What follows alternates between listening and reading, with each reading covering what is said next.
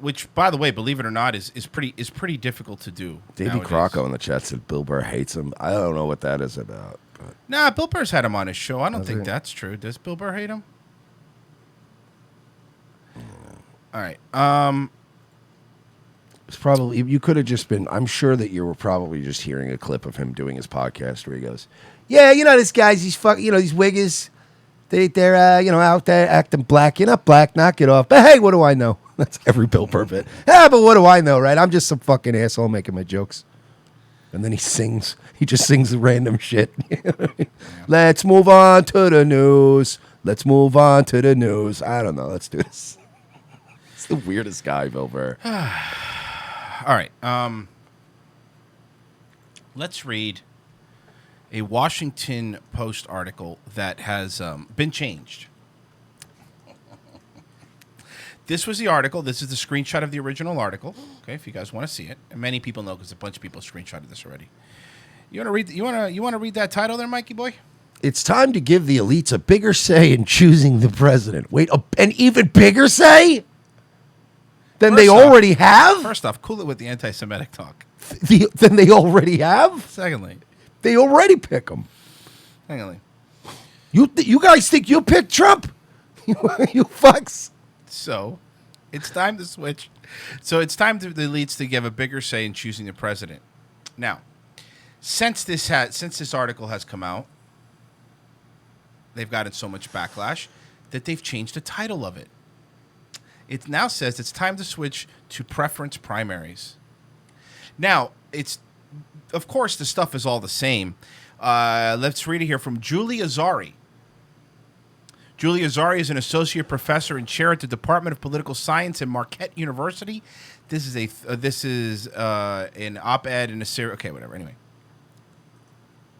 Only a fraction of Democratic primary electors have voted so far, but the nomination season is off to a rocky start. Independent Bernie Sanders.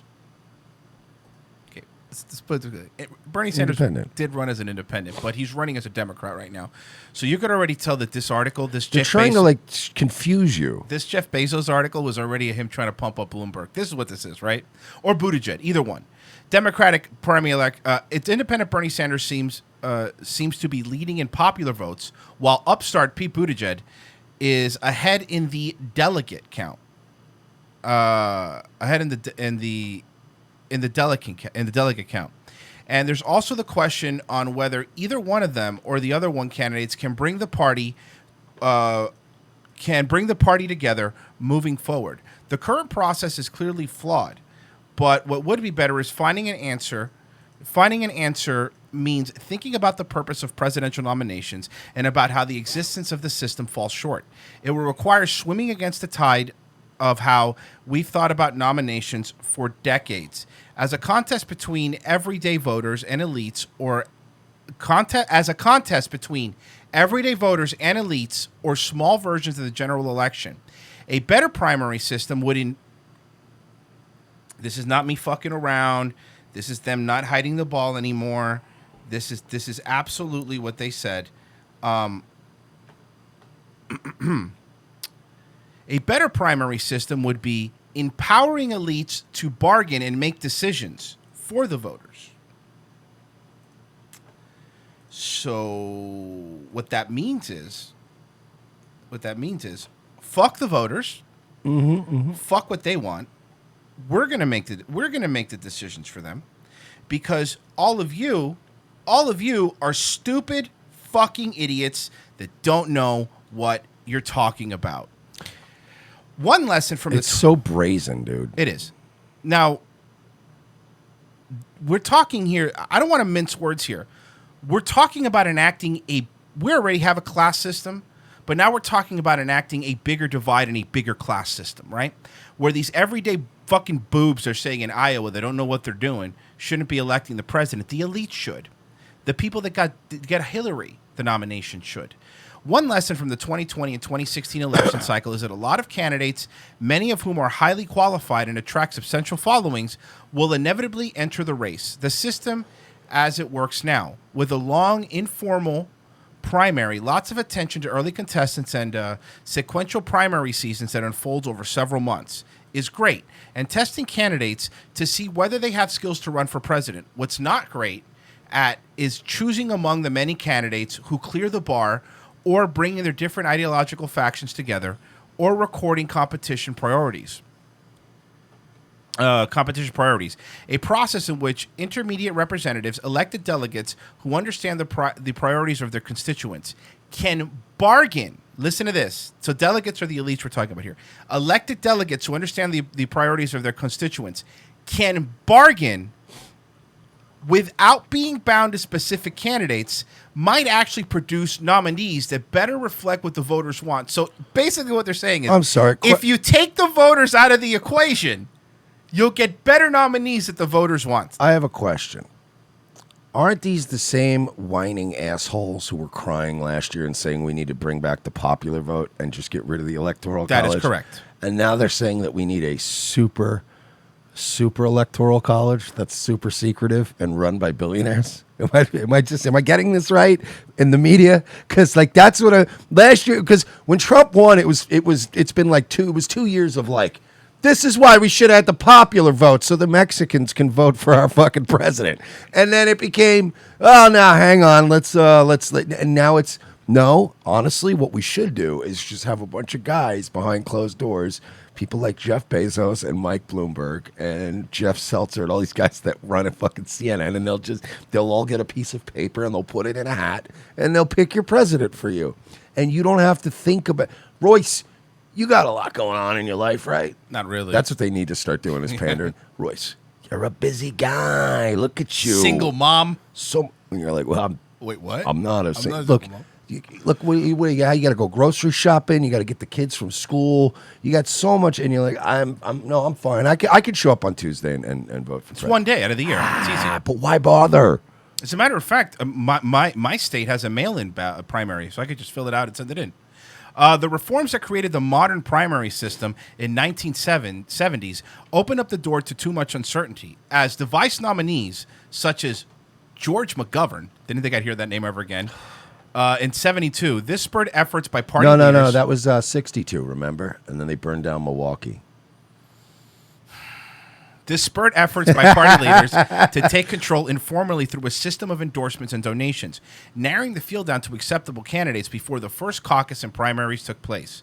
What emerged since then is a process that is incredibly complicated. And your little brain, your little stupid pleb brain, can't handle these complications.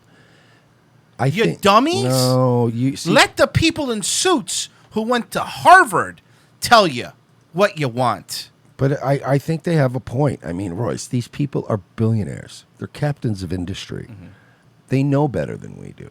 You're right. They take helicopters to work that don't crash, and they, you know what I mean. They have their own secret hospitals in Japan where they pump baby blood plasma out of babies and put it in their bodies. They know what they're doing, Royce. They got fresh baby blood fueling those 80-year-old brains of theirs. Different states jockey for influence in the official primary. Candidates strategize about delegate counts. Elites, they're talking about elites, Mike. The elite.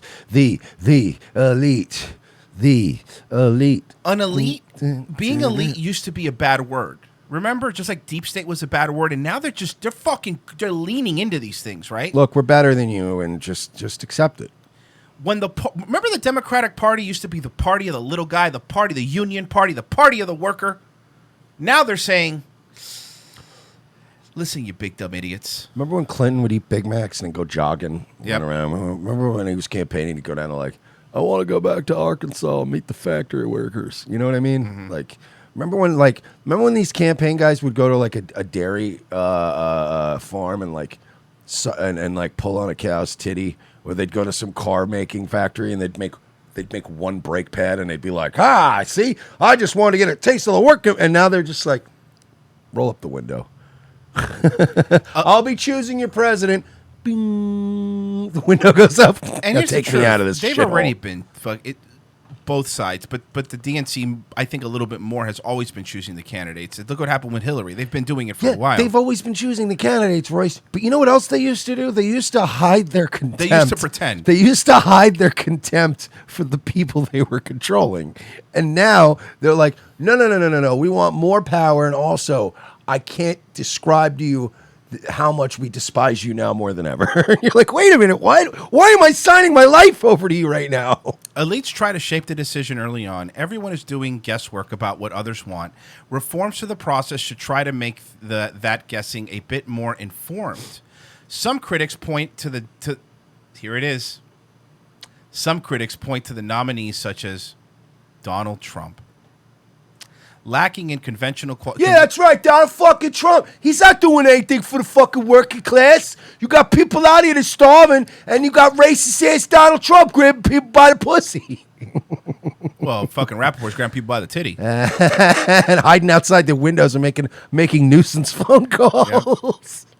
Some critiques point to nominees such as Donald Trump lacking in conventional qualifications and appreciation of democratic norms as proof that nominations shouldn't be too democratic.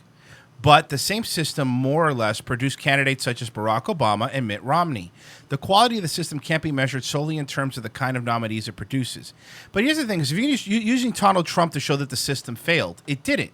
He was elected. The system worked. Just because you personally, obviously, I know you don't like Donald Trump, you personally don't like Donald Trump, Julie, or whatever your name is, it doesn't mean the system didn't work. The whole point of the system is that the system needs to be set in place where when people are fed up, they can elect somebody like Donald Trump. They can elect somebody, they're like, fuck you, I'm turning the wheel, fuck all of you, I'm done with you. I'd rather have the guy that fucking calls Rosie O'Donnell fat and eats a taco and says, the best Taco Bell in the world. I'd rather have that than the shit you're peddling. And the thing is, too, our system worked with Donald Trump in the sense that you guys did all this secretive shit with your party. You fucked your party all up. And then when it got to the regular general election, the Electoral College and the way our country's set up acted as like a circuit breaker. And it just, once your corruption started overloading the system, it just cut it off. And the buck stopped with the electoral. They were like, no. That once we get to the like, that's why the Democrats are fucking hilarious to me, because they do this thing where it's so sleazy. They sleaze around and they fuck their own party up. And then it's like they almost think like, hey, when we get to the main stage, we're going to be able to do the same shit. And it's like, well, no, you're not. Like with the Democrats, you have people all on your own team, and you can go out and go, guys, it's under control. Trust us. It's okay. It's fine. Just go out there and tell the crowd to hang out and wait a little while. Everything's great. But that's what they do. But then when you get to then you have two teams fighting, and then it's like you can't do the same shit. You can't just control everything. You only control half of it. And then when you do this, it's again, this is funny to me that this is the same people that a year ago were like, is it time to abolish the Electoral College? And now they're going, no, we need an even more on steroids secret version of the Electoral College, but one where only white billionaires can actually vote. Well, here's what they want. Like, wait, what? This is what they're saying in this, which makes it even what you're saying is true, but makes it even worse. They want a super weird Electoral College elites to decide who the voter is in the primaries. However, in the general, they want popular vote because they want to control their little environment, get who they want, but then when the primary comes, they want to make sure the 3 million illegals in California could vote, and the other 3 million illegals in fucking Texas could vote, and the other 3 million illegals in Nevada could vote, and the other 3 million illegals in fucking Arizona could vote. That's what they want. They want the popular vote so they could win the presidency, but they want some sort of elite delegate system in the primary so they could cherry pick who they want. Mm-hmm. Because let's be realistic here. I don't know why I just turned into Diamond and Silk. Mm-hmm. If they were using this system that this person is proposing, let's say in the GOP, Trump would have never got the nomination. If they were using this system right now, Bernie would never get the nomination. It just wouldn't happen. For decades, the conversation about nominations has been about the conflicts between party elites and everyone else, which that is true. That is a problem. But the answer to the problem should be, let's get rid of the elites, let everyone else choose. But what they're saying is the opposite. Today, the conversation is counterproductive. A better approach is to think about how voters and elites could best play their different roles. Okay, but listen to this. It's a class system. Different roles. I'm the king, you're the serfs. Sure, you could kind of tell me what you want, but at the end of the day, we're gonna pick. Listen, not you. When we need some brake pads swapped out, Royce. When we need a little bit of landscaping or HVAC work done, we'll call you. But when it comes to governing and creating policy, why don't you leave it to the big dogs? That's what they're doing. And you're like, well, but that's not what this country. This country was founded on like the guys that said, look, even if you're just a guy who pushes a plow for half the year and just milks cows, and that's what you do. You own some land. This is part of your town. You're allowed to be involved. That was the whole point of this country, was no matter what, you're represented, that New York and LA can't just take over the country. And this is what they're doing. This is a way to get around because the Electoral College was there to make sure New York and LA and Miami don't take over and Chicago don't take over the country. And now they're going, well, let's just skip all that. Let's just have like 10 guys from each city just decide everything. And you're like, no, the whole point of this country was founded is that representation for guys that might show up with some dirt under their fingernails and a fucking 90-hour work week. And they're going to go, no, I want this. I'm tired of this. I want this. And it also changes the thing they've been saying forever, which is like, you know what? And because remember, when the founding fathers set it up, it was like, hey, anybody can be president. Even you, little Timmy, can be president. And then everybody starts standing up, and they're like, not you, Ron Paul. No. Not you, Tulsi. Exactly. Not you, Bernie. Exactly. And then they're all just standing outside. But I thought they said we could be president. No. But I tried so hard. I did everything they told me to. Want to be a Vermont senator? They told me if I was honest. They just said if I was honest. And I was true to my heart. And I followed my dreams. That I could just, I could appeal to the people. But they just won't let me in the room. Yeah, but here's the problem, Bernie. What we didn't tell you is that we have this huge lobby, and they really don't want you. And the ironic thing is, Bernie, they're made up of people who are from the same tribe as you. They just don't like your ideas, bud. You're not very loyal to the tribe, Bernie. It's pretty funny that the most anti-Zionist candidate's a Jew. It's funny to me. It is. Look, I get it. I got to deal with these people all the time. An approach is to think about how vote. Okay, I read that part. And the best way to do it is through preference primaries.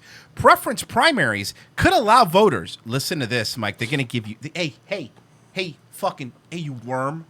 I'm going to give you something. Fucking civilians. Hey, you piece of shit. I'm going to give you something. I'm giving you a little something, you loser. Preference primaries could allow voters to, check this out, rank their choices among candidates, as well as register opinions about their issues' priorities. Holy shit. That's fucking hilarious. Dude. So basically, yeah, they'll have a suggestion box. That's it. It's a federal suggestion box. The result would be public, but not the results would be public, but not binding. A way to inform elites about voter preferences. That's fine. This is all fine. What the fuck? This is fine. Stop being a baby. You're being a baby. This process could accompany a primary of the sort we're used to, in which voters' first choices instruct the delegates and preferences come into play only if there's no clear winner. So basically what happened in Iowa and what happens all over the place. The primaries could also be held in combination with elections for convention delegates so that their representatives are informed by their constituents' preferences. It's so hilarious. This is so convoluted and hilarious. Doesn't it feel like circus music should be playing while I'm reading this? It is. You know what this reminds me of? Remember the movie Big Daddy when he's playing cards and the kid's like, the name of the game is I Win? Yes. And he's just like, this is bullshit. The point is by the way, Rob Schneider's pretty based. The point is to build a way. And not even like in your face based. No. Because a lot of his takes a lot of times too are just like, hey, why don't you get off Twitter and get out of the house? Yeah, Go have some lunch with your friends. I'm going out with my kids. Go talk it out. It's really nice, actually. The point is to build a way for party elites to understand that what their base is thinking. And they're so based. check this out. And allow them to bargain so that these different preferences and priorities can be balanced. So basically, it's not binding, right? It's not binding. So what that means is, since it's not binding, they could go, yeah, we heard you. Cool, that's okay. It's going to be Bloomberg. That's fucking nuts. Hey, we heard you. It's still going to be Bloomberg. Oh, I want more roads. I want to fix infrastructure. Okay, where put the roads in the roads box. Yeah. Okay. Put it over there. Also, don't touch me. God Emperor Bloomberg will read your notes. Don't touch me. This might. That's why I do the window. Get me out of here. This might sound labor intensive and a little risky, but the process is already lengthy and expensive. Candidates jockey for endorsement and donations, right? But the jockeying for endorsements and donations is the process. It's proving your worth to your constituency. It's proving that I'm better than everybody. Look, when you're running for president, and I know this is not the way it is. I'm not an idiot, but the basic premise of it should be, I am better than everybody in this country for this job. And I don't think if it takes 10, 12, 13 people on a stage, that you narrow it down to decide, okay, between everybody in this country, these 13 people have enough following that they could be president. It's not just going to be Bloomberg. We kind of owe him a favor. We owe Bloomberg a favor because he gave money. Only 2 Senate candidates, only 2 senators, support Mike Bloomberg, have openly supported Mike Bloomberg for the presidency. Those 2 Senate candidates' campaigns were both funded by Michael Bloomberg. Yeah, but sometimes there's coincidences, Royce. You can't be so, what are you, a fucking conspiracy guy now? Is this what you're doing with your life? What? I'm a conspiracy guy? Is this what you're doing with your life now? I'm a conspiracy guy? Yeah, you sound like kind of somebody goes, the world is just a great big onion. No, I'm telling you, these are articles. This title right here, which they've changed, by the way, but this title right here would be something the Onion would have wrote a couple years ago, right? Doesn't that look like an Onion title? Yeah. How about just let the elites choose the fucking president? Yeah, because when you think of elites... The elite. The elite. When I think that, I think of Kenny Omega, I think Cody Rhodes. That's what I thought this article was pretty much implying, that it would be Cody Rhodes and Kenny Omega and the Young Bucks that would choose the president. Jesus Christ, man. This is... And I figured we would end up with President Dave Meltzer. No, thank Can you imagine that State of the Union speech? No.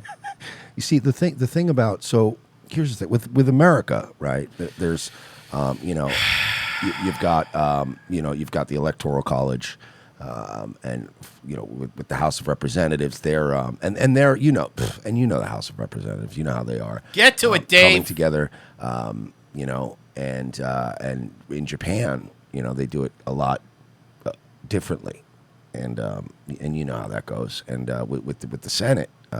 The Senate is different than the House. I'm going to throw something at you. Dave Meltzer's the worst. All right, so let's